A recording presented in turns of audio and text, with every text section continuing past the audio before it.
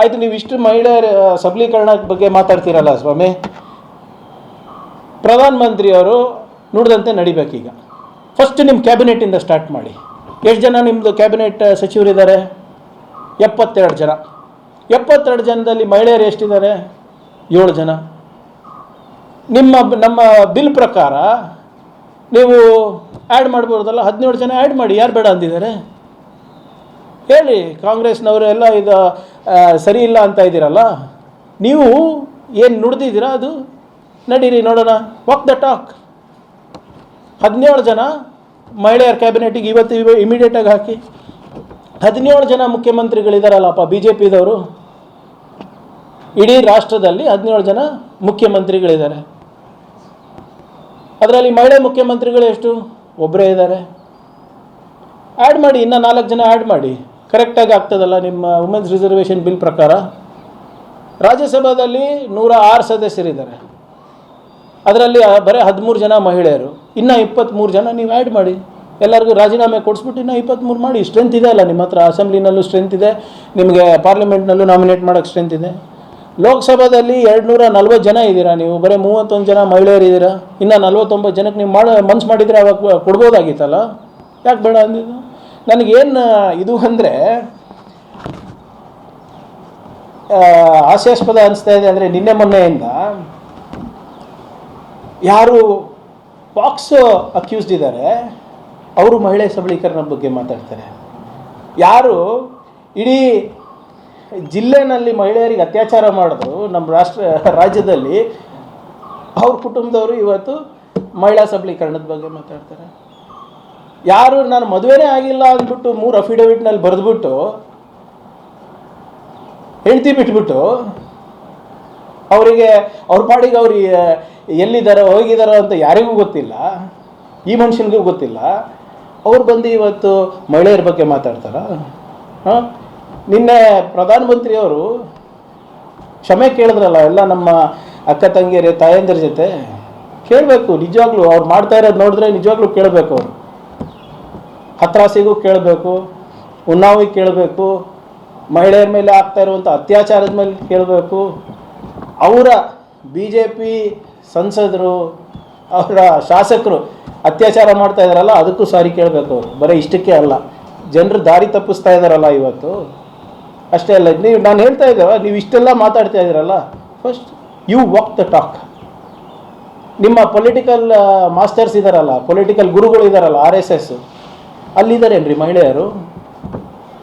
Separate wing ಇದ್ದಾರೆ ಅಂತ ಹೇಳ್ತಾರೆ. ಈಗ ನಮ್ಮಲ್ಲೂ ಇದೆ ಮಹಿಳಾ ಕಾಂಗ್ರೆಸ್, ನಮ್ಮಲ್ಲೂ ಇದ್ದಾರೆ. ಆದರೆ ನಮ್ಮ ಮೇನ್ ಕಾಂಗ್ರೆಸ್ನಲ್ಲೂ ಕೂಡ ಪದಾಧಿಕಾರಿಗಳು ಇಡ್ತೀವಲ್ಲ, ನಾವು ಕೊಡ್ತೀವಲ್ಲ, ಗೌರವಿಸ್ತಿಲ್ಲ.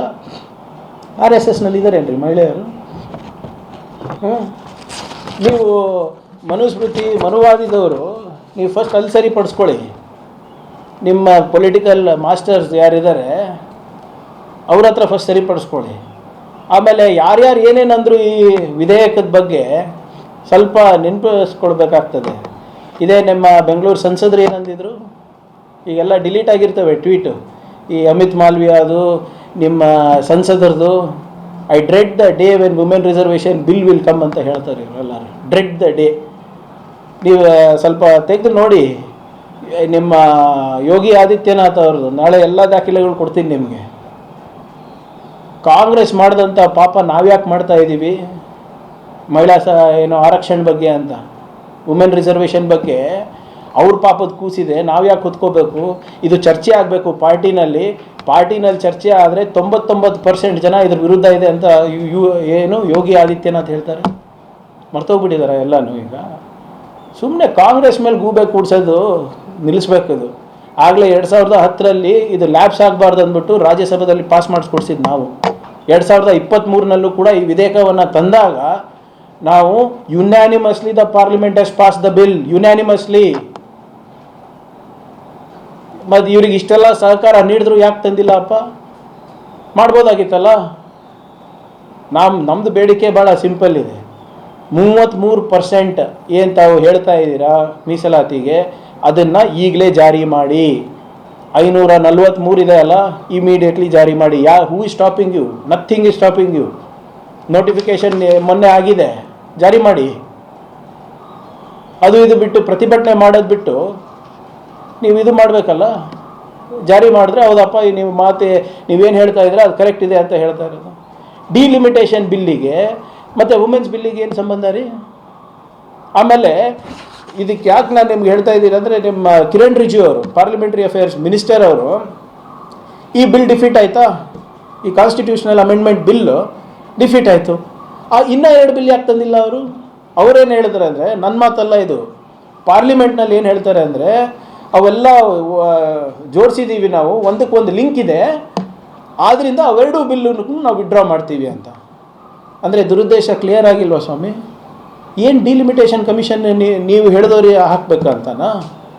ಯಾವ ರೀತಿ ಚೀಫ್ ಎಲೆಕ್ಷನ್ ಕಮಿಷನ್ ಸೆಲೆಕ್ಷನ್ನಲ್ಲಿ ಚೀಫ್ ಜಸ್ಟಿಸ್ ಆಫ್ ಇಂಡಿಯಾಗೆ ತೆಗೆದುಬಿಟ್ಟು ಒಂದು ಕ್ಯಾಬಿನೆಟ್ ಮಿನಿಸ್ಟರಿಗೆ ಮಾಡಿದ್ದು ಯಾಕೆ? So that you get your chief election commissioner. ಒಬ್ಬ ಡಮ್ಮಿ ಸಿಗ್ತಾನೆ, ಒಬ್ಬ ಯಾರೋ ನಿಮ್ಮ ಹೇಳಿದ ಮಾತು ಸಿಗ್ತಾನೆ, ನಿಮ್ಗೆ ಆಳ್ಮಗ ಸಿಗ್ತಾನೆ. ಅದೇ ಆಗಿರೋದಲ್ವಾ ನಿಮ್ಮ ಕೈಗೊಂಬೆ ಸಿಕ್ಕಿರೋದು. ಮೊನ್ನೆ ಬೆಂಗಾಲ್ ಮಿನಿಸ್ಟರ್ಸ್ ಎಲ್ಲ ಹೋಗಿ ಅದು SIR ಬಗ್ಗೆ ರಿವ್ಯೂದು ಅದ್ರ ಬಗ್ಗೆ ಪ್ರಶ್ನೆ ಮಾಡಿದ್ರೆ 5 ನಿಮಿಷ ಮಾತಾಡಿ ಗೆಟ್ ಲಾಸ್ಟ್ ಅಂತ ಹೇಳ್ತಾರೆ ಜನಪ್ರತಿನಿಧಿಗಳಿಗೆ, ಚೀಫ್ ಎಲೆಕ್ಷನ್ ಕಮಿಷನರ್ ಅವರು. Because you have given him legal immunity. ಯಾರು ಪ್ರಶ್ನೆ ಮಾಡೋಂಗಿಲ್ಲ, ಕೇಳೋಂಗಿಲ್ಲ. ಸಿ ಕೈಗೊಂಬೆ ಆದರೂ ಈಗ ಎಲೆಕ್ಷನ್ ಡಿಲಿಮಿಟೇಷನ್ ಕಮಿಷನನ್ನು ಕೂಡ ಇವರು ಅವರ ಕೈಯಲ್ಲಿ ತೊಗೊಂಡ್ಬಿಟ್ರೆ, ಅವ್ರ ಕಪಿ ಮುಷ್ಟಿನಲ್ಲಿ ಇಟ್ಕೊಂಡ್ಬಿಟ್ರೆ, ಹೀಗೆ ಹೆಂಗೆ ಬೇಕಂಗೆ ಅವ್ರು ಮಾಡ್ಬೋದು. ಯಾರಿಗೆ ಸೋಲಿಸ್ಬೇಕು ಸೋಲಿಸ್ತಾರೆ, ಯಾರಿಗೆ ರಿಸರ್ವೇಷನ್ ಕೊಡಿಸ್ತಾರೆ. ಡಿವೈಡ್ ಆ್ಯಂಡ್ ರೂಲ್ ಅಂತ ನಿನ್ನೆ ಏನು ಹೇಳಿದ್ರಲ್ಲ, this is the real divide and rule that Modiji is planning. ಏನಕ್ಕೆ ಡಿಲಿಮಿಟೇಷನ್ ಕಮಿಷನ್ ಅವ್ರ ಕೈನಲ್ಲಿ ಇರಬೇಕು? ಆಮೇಲೆ ಡಿಲಿಮಿಟೇಷನ್ ಕಮಿಷನು ಮತ್ತು ವುಮೆನ್ಸ್ ಬಿಲ್ಲಿಗೆ ಏನು ಸಂಬಂಧ ರೀ? ಸುಮ್ಮನೆ ನೀವು ಇವತ್ತು ಪ್ರತಿಭಟನೆ ಮಾಡ್ತಾ ಇದ್ದೀರಲ್ಲ, ನೀವು ನಿಜವಾಗ್ಲೂ ಪ್ರತಿಭಟನೆ ಮಾಡಬೇಕು ಅಂದರೆ BJP ಅವರು ಫಸ್ಟು ನೀವು ಇಂಟರ್ನಲ್ ನಿಮ್ಮ ನಾಯಕರ ವಿರುದ್ಧ ಫಸ್ಟ್ ಪ್ರತಿಭಟನೆ ಮಾಡಿ. ಇವತ್ತು ಯಾರು ಮಹಿಳೆಯರ ಮೇಲೆ ಅತ್ಯಾಚಾರ ಮಾಡಿದ್ದಾರೆ, ಯಾರು ಮಹಿಳೆಯರಿಗೆ ಕೈ ಬಿಟ್ಟಿದ್ದಾರೆ, ಅವರು ಇವತ್ತು ಬಂದು ನಮಗೆ ಪಾಠ ಹೇಳ್ತಾ ಇದ್ದಾರಾ? It's like the pot calling the kettle black ಅಂತ ಆಗಿದೆ ಇದು. ಆದ್ದರಿಂದ ಇದೆಲ್ಲ ಗೂಬೆ ಕೂಡಿಸೋದು BJP ಅವ್ರು ನಿಲ್ಲಿಸಬೇಕು. ಒಂದು ಓಪನ್ ಪ್ರೆಸ್ ಕಾನ್ಫರೆನ್ಸ್ ಮಾಡಿರಿ. ಮಿನಿಸ್ಟರ್ ಯಾರು ನಮ್ಮ ಪ್ರಧಾನಮಂತ್ರಿಯವರು ಯಾಕೆ ಯಾವಾಗಲೂ ಬಂದು ಮೊನೋಲಾಗೆ ಹೊಡಿತಾರೆ ಇವರು? ಬಂದು ರಾತ್ರಿ 8:30 ಬಂದಾಗೆಲ್ಲ ಏನಾದರೂ ಒಂದು ಅಭಿಷೇಕನ ತರ್ತಾರೆ. ಏನು ಹೇಳಿ, ರಾತ್ರಿ 8:30 ಬಂದಾಗೆಲ್ಲ ನೋಡಿದ್ದೀರಲ್ಲ ನೀವು. ಆಮೇಲೆ ನೀವು you are using the government machinery to settle political ಸ್ಕೋರ್ಸಾ? ಬರೀ ಕಾಂಗ್ರೆಸ್ ಕಾಂಗ್ರೆಸ್ ಕಾಂಗ್ರೆಸ್. ನಿನ್ನೆ ಭಾಷಣದಲ್ಲಿ ಅದು ಬಿಟ್ಟರೆ ಇನ್ನೇನಿಲ್ಲ. ನಮ್ಮ ಪ್ರಶ್ನೆಗೆ ಉತ್ತರ ಇದೆಯಾ? ಪ್ರಧಾನಮಂತ್ರಿ ಮೋದಿ ಅವರಿಗೆ ನಿಜವಾಗ್ಲೂ ಮಹಿಳೆಯರ ಬಗ್ಗೆ ಕಾಳಜಿ ಇದ್ದರೆ ಒಂದು ಪ್ರೆಸ್ ಕಾನ್ಫರೆನ್ಸ್ನಲ್ಲಿ ಕೂತ್ಕೊಂಡು ಪಾರದರ್ಶಕವಾಗಿ ಅವರು ನಮ್ಮ ಏನು ಜರ್ನಲಿಸ್ಟ್ ಏನು ಕೇಳ್ತಾರೆ ಅದ್ರ ಬಗ್ಗೆ ಹೇಳಿ ಸಾಕು. ಕ್ಷಣ ಕ್ಷಣದ ಸುದ್ದಿಗಳಿಗಾಗಿ ಫ್ರೀಡಂ ಟಿವಿ ಸಬ್ಸ್ಕ್ರೈಬ್ ಮಾಡಿ, ಲೈಕ್ ಮಾಡಿ ಹಾಗೂ ಫಾಲೋ ಮಾಡಿ. ಹೊಸ ಸುದ್ದಿಗಳ ನೋಟಿಫಿಕೇಶನ್ಗಾಗಿ ಬೆಲ್ ಐಕಾನ್ ಮೇಲೆ ಕ್ಲಿಕ್ ಮಾಡಿ.